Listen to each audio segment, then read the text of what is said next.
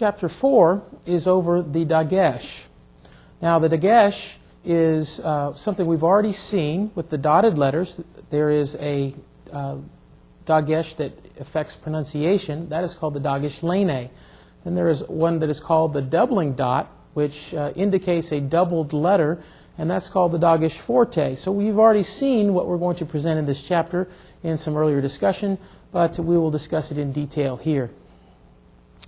The first one, the Dagesh Lene, is again in the letters, the dotted letters that you're used to seeing in the alphabet. We begin, of course, with the Beit and the Gimel and the Dalet and the Kaf, the Pei, and the Tav. And these are, as an acronym, called the Begad Kafat letters. And the Dagesh in here is called a Dagesh Lene, or a weak Dagesh. This dot here is only for pronunciation purposes. And again, originally it affected pronunciation, but now it only affects pronunciation in the Beit, in the Kaf, and in the Pei. Of course, the Beit being a hard B sound up here and a V without the dot. The Kaf being a hard K sound with the dot and a spitting H or CH, Bach sound in the back of the throat without the Dagesh Lene, and then the Pei being a hard P sound with the Dagesh Lene and being a PH or F sound without the Dagesh Lene. So these are the dotted letters that will take a Dagesh Lene.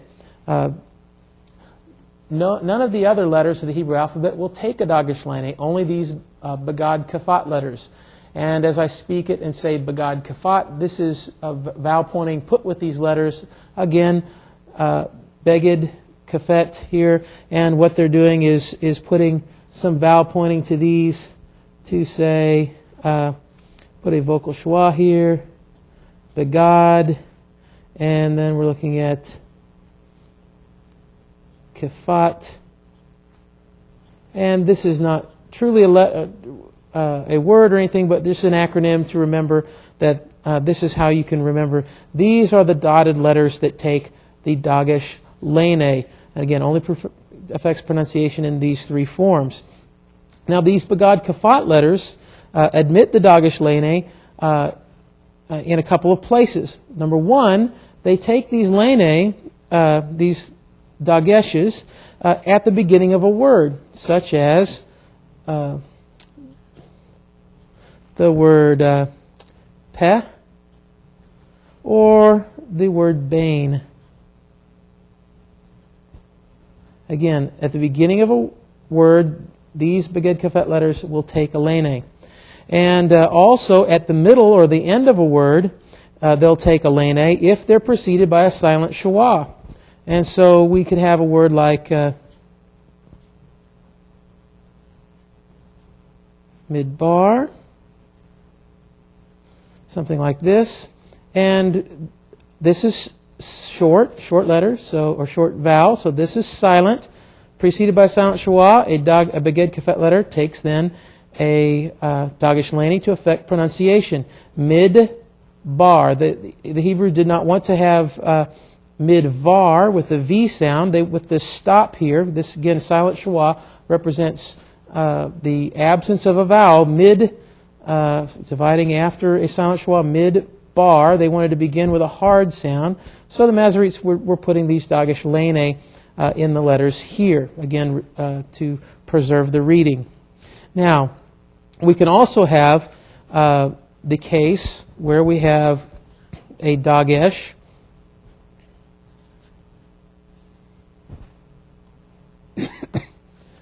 at the end of a word following a silent schwa. Now, I perhaps did not mention this in the last chapter, and I should have, that two schwas at the end of the word will be silent. Whenever you have two schwas at the end of a word, they'll be silent. And so what we're looking at here is a Dagesh Lene in a Begad Kafet letter preceded by a silent schwa. And if we were going to syllabify this, you would have consonant with a silent schwa, consonant, vowel, consonant. The word would divide here. It's a closed syllable and an open syllable, which is consonant vowel, vowel consonant here. And so we would have shamart, one long closed syllable with two silent schwas at the end. This is a possibility to have this as well, and that's why the lene shows up. Again, preceded by a silent schwa. Now, Beged Kafet letters will not admit the Dagesh lene when preceded by a vowel or a vocal schwa. So if perhaps this form here, this word here, were preceded, this were a vocal schwa, then you would lose the lene. The lene would go away. So if this were, let's say this were a dot here, this is a doubling dot, and that indicates doubling, then this would be vocal, and then this lene would go away. And it's just for pronunciation purposes, and this is what would happen. And so when a Beged Kafet letter is following a vocal schwa, then it will go away. And this is also true if you look at the Hebrew text, that anytime you have a word preceding this, a word that begins with a Beged Kafet letter and a Dagesh lene, let's say you end the previous word in a long vowel like a shurek, or even a kametz hey, where there's a vowel sound.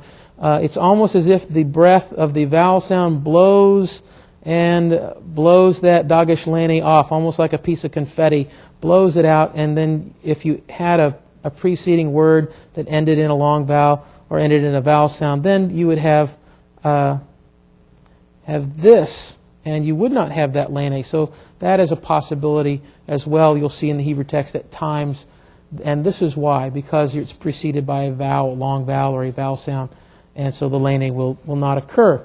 Now there is also a Dagesh forte. Now, the Dagesh forte is one that we've already talked about, and it is a doubling dot, indicates the doubling of a letter, and Hebrew, instead of writing a letter twice, would rather have the letter appear with a singly or once with a dot in it, and that's the Dagesh forte. And so we would in English have something like, instead of hammer, you would have, if we were going to do it as the Hebrews did, the M with a dot in it, like thus, and you would have the M occurring one time. Because this, if we were to point this like a Hebrew word, ham with a silent schwa ending the syllable and mer, then what they're doing is this, what we would be doing is assimilating this into the dot, and so we have hammer. This is how what the Hebrews are doing, and so we have something like the form kitail right here, with a Dagesh in the middle letter, and this is a Dagesh forte, and we'll tell you how do we determine these in a moment, but this represents then, if we were going to explode it out to write the full form, or plene writing,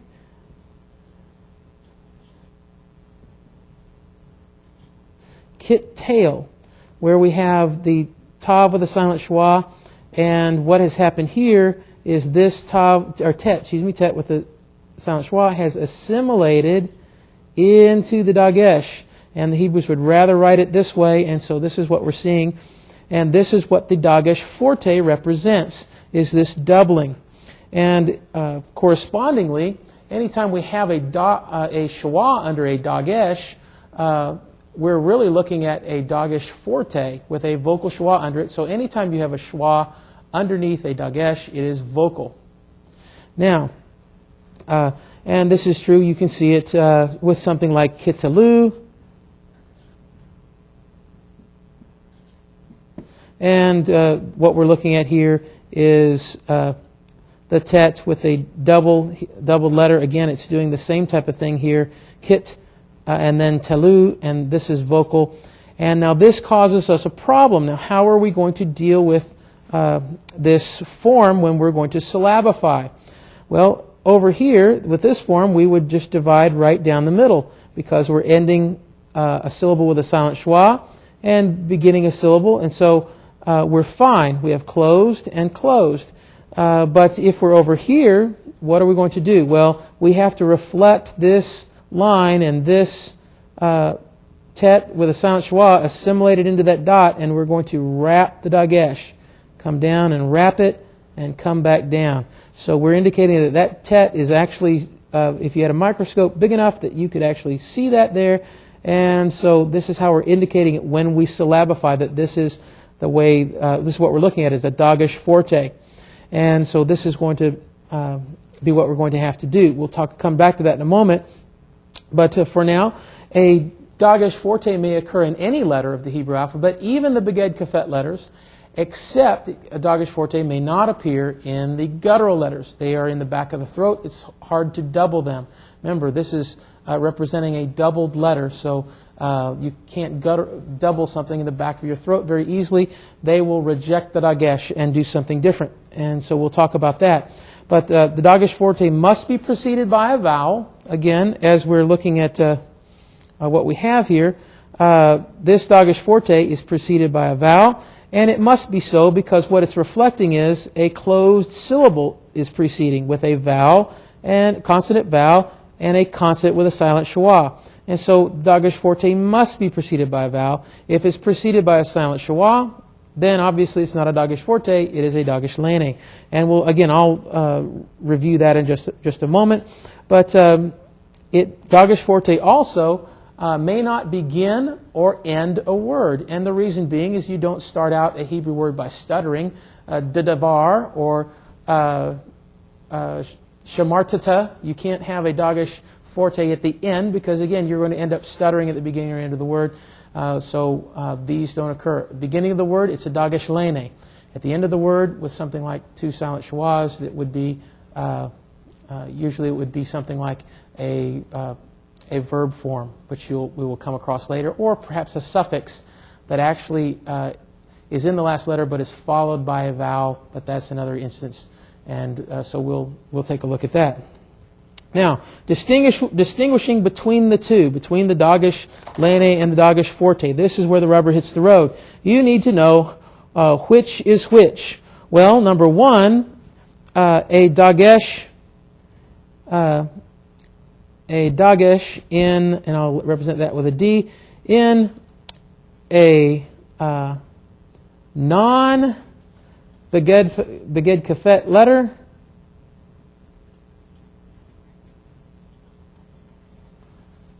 if it's in a non-Beged Kafet letter, it's outside that, it must be a dagesh forte. That's very simple. So only the Beged Kafet letters can take a lene. So that's number one. If it's not a Beged Kafet letter, it's a dagesh forte. It's a doubled dot. It's a doubled letter. And second, if the dagesh is in a Beged Kafet letter,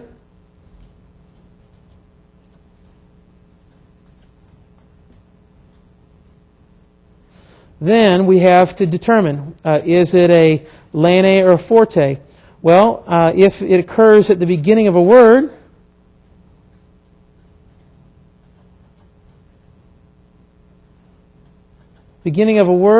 it's a dagesh lene. If it occurs, and this would be, again, something like Bain, or that we showed you before, something like this. But if it is to the left of a silent schwa, so it's beginning of a word, it's a dagesh lene. If it's to the left or following a silent schwa, and then we would have something like Yikbor. Then we're looking at the silent schwa. This is now a lene. Again, in a Beged Kafet letter, at the beginning of a word or following a silent schwa, it is a dagesh lene. If, however, again, if it's in a Beged Kafet letter, if it's preceded by a vowel, it is a dagesh forte. And this is the first rule that I look to.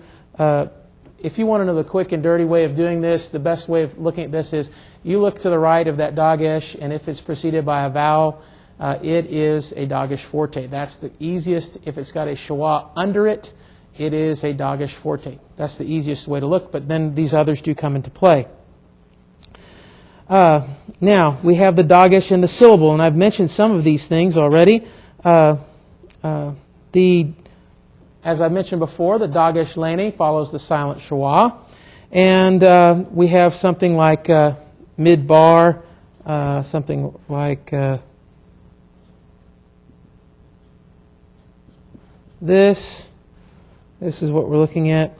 The Dagesh forte always indicates also a closed syllable. Now, we just dealt with the Dagesh Lene, always following this, but a Dagesh forte always indicates a closed syllable. You must remember that Dagesh forte is representing that doubled letter, and so that doubled letter inside the dot, that if you expand it out, that letter is a letter with a silent schwa preceded by a short vowel, and we would have again something like, again, if we go back to Kittail,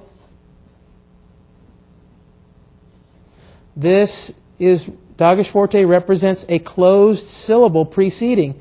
This is a closed syllable because, again, this goes back to Kit tail, like this. This is closed. Short, silent, closed syllable. Divide after a silent schwa. Well, that's why we're wrapping this over here to reflect that. So you have a Dagesh forte. I expect you to wrap your Dagesh like this and label it Dagesh forte, DF. And then you want to put right in front of that line, that's a Dagesh forte, that's a closed syllable. This is what you must do.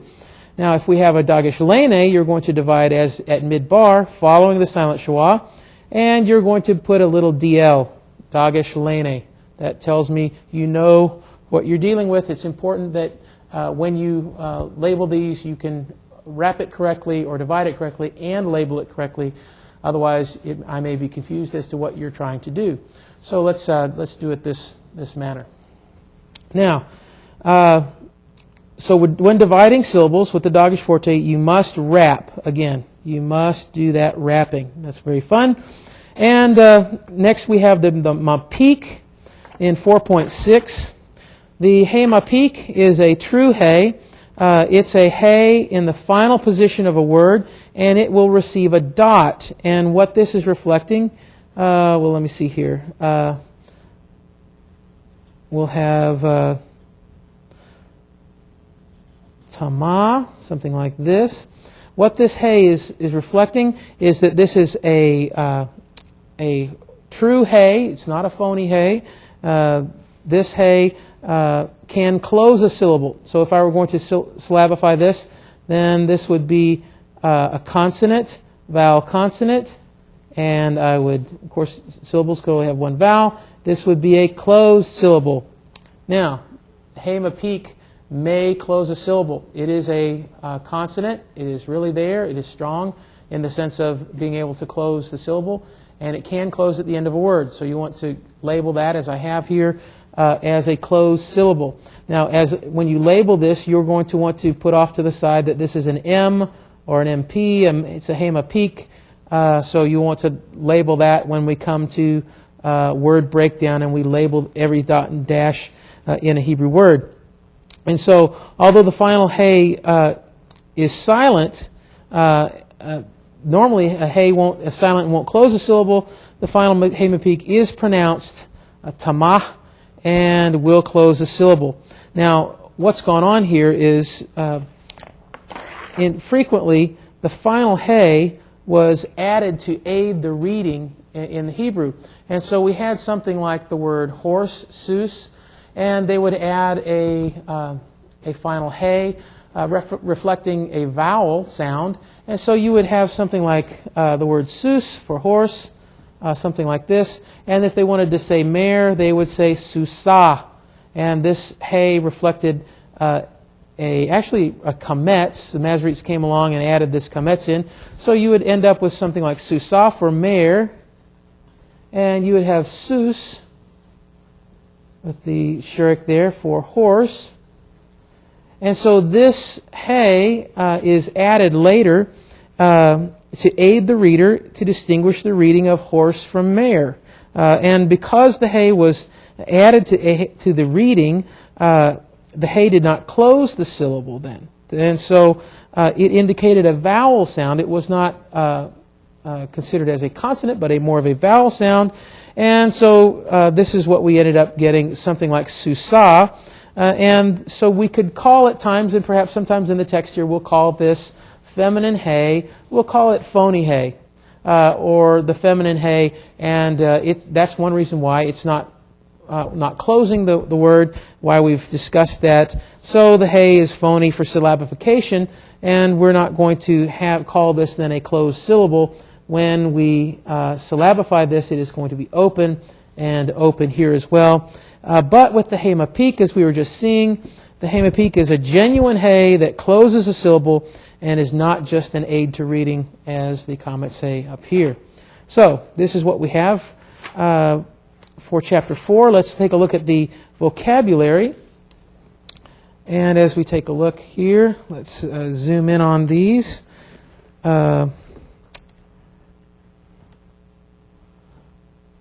We have the vocabulary. We have the word ba, he came. We have the word David,